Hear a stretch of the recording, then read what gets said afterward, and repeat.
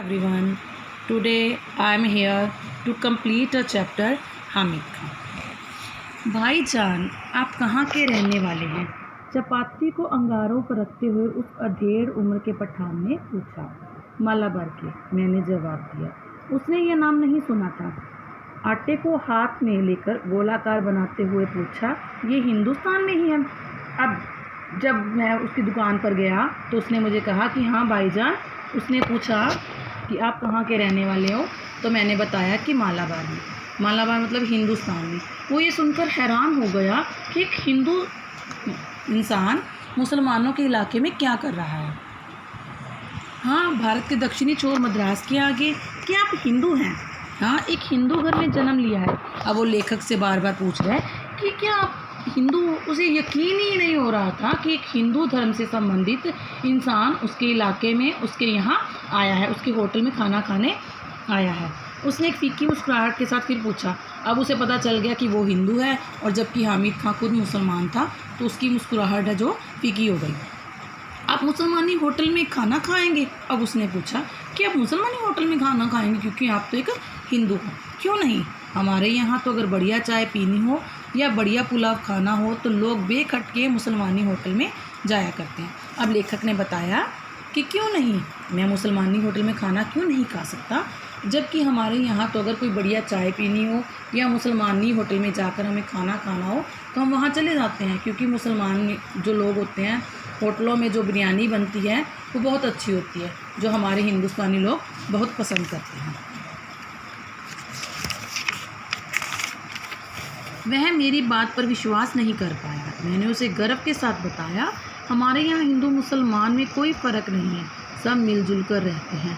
भारत में मुसलमानों ने जिस पहली मस्जिद का निर्माण किया था, वह भी हमारे राज्य के एक स्थान कोंडुगलुरु में है। हमारे यहाँ हिंदू मुसलमानों के बीच दंगे नहीं के बराबर है।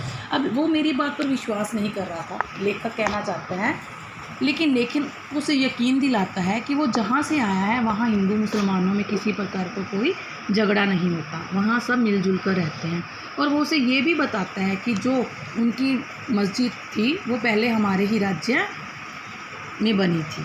अब यहाँ वो लेखक उससे बताता है कि हमारे यहाँ हिंदू और मुसलमानों के बीच आपसी दंगे ना के बराबर है, मतलब नहीं होते। उसने मेरी बात को बहुत ही ध्यानपूर्वक सुनकर कहा, काश मैं आपके मुल्क में आकर यह सब अपनी आंखों से देख सकता, क्योंकि जहाँ पर हामिद खां रहता था वहाँ पर हो सकता है कि मुसलमान का साथ ना देते हों और मुसलमान किसी हिंदू से वास्ता ना रखते हों।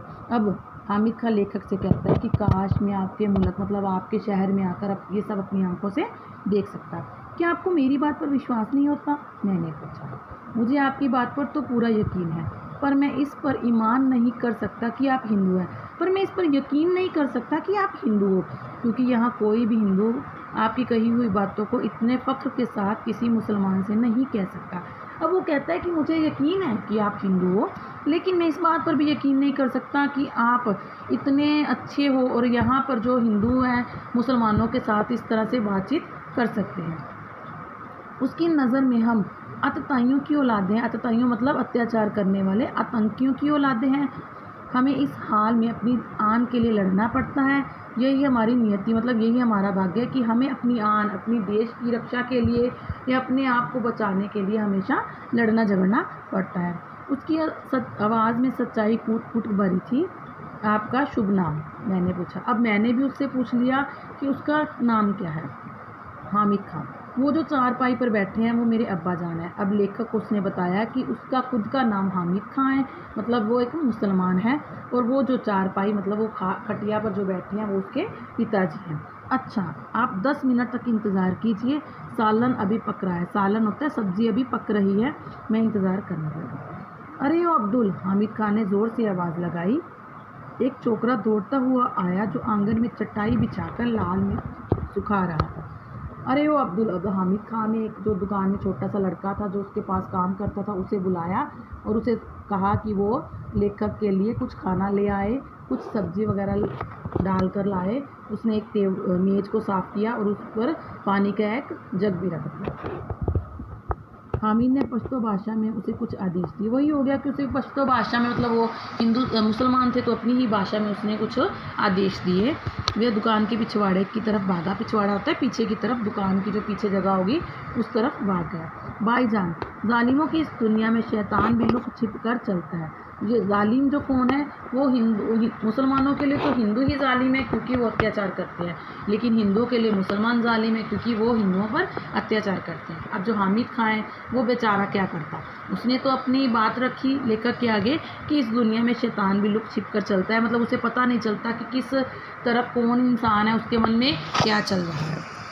किसी पर दोष जमाकर या मजबूर करके हम प्यार नहीं मोल ले सकते, मतलब किसी से ज़बरदस्ती हम प्यार नहीं ले सकते कि हम किसी को कहें कि नहीं मुझसे रिश्ता बनाओ, ये गलत बात है।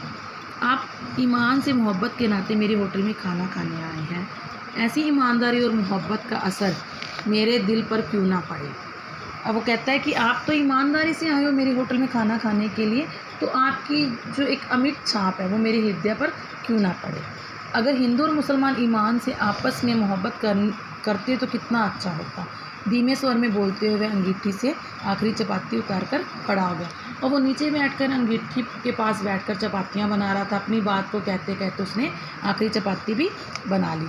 जो छोकरा पिछवाड़े की तरफ गया था उसने थाली में चावल लाकर सामने रख दिए। अब जो लड़का पीछे भाग कर गया था उसने थाली में चावल डाले। हामिद खान ने 3-4 चपातियाँ उसमें रख दी। फिर लोहे की तश्तरी, मतलब लोहे के एक बर्तन में उसने सब्जी परोसी, सालन परोसा, मतलब सब्जी डाल दी। छोकरा साफ पानी से भरा एक कटोरा मेज़ पर रखकर चला गया। बड़े चाव से भरपेट खाना खाया। अब लेखक ने बड़े शौक़ से, उसे खाना इतना पसंद आया क्योंकि एक तो वह भूखा था और दूसरा हामिद खान ने उसे प्यार से खाना खिलाया। कितने पैसे हुए, जेब में हाथ डालते हुए हामिद खान ने पूछा।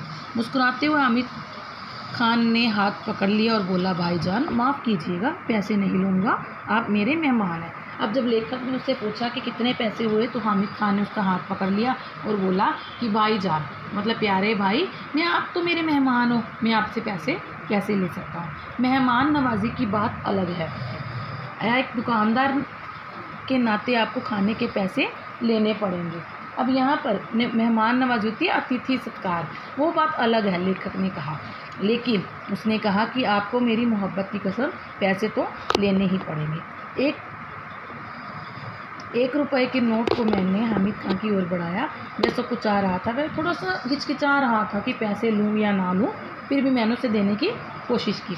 उसने वह रुपया लेकर फिर मेरे हाथ में रख दिया। उसने वो रुपया लिया और मेरे हाथ पर रख दिया, वापस मुझे ही वो पैसे दे दिए।